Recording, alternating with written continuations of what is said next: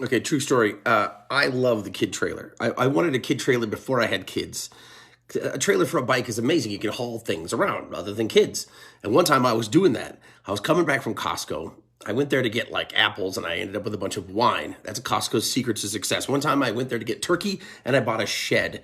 I came home with a $1,200 shed, but no turkey. And so here I am with like some apples and a bunch of wine, and I'm riding back at the intersection of Oxford and Santa Fe, which is a terrifying intersection in Inglewood. You're gonna have to build like an overpass or something at some point. And the it's nerve wracking already with pedestrians and bikes there because cars are interstate driving, and I'm crossing, and my trailer hits a curb and flips over, and I'm not feeling what people are feeling. I'm seeing what they're seeing, but I'm not feeling it. I'm like, oh crap, groceries, it's a scene. Hold on, everybody. And people are getting out of their cars. They're like, oh my God.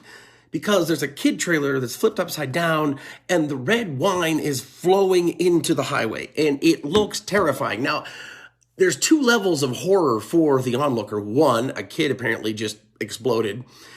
And two, their dad doesn't seem to care. Because at first I'm not like getting the vibe. I'm like, yeah, I know. Gonna miss that. I'm thinking about $2 Chuck, and they're like, oh shit.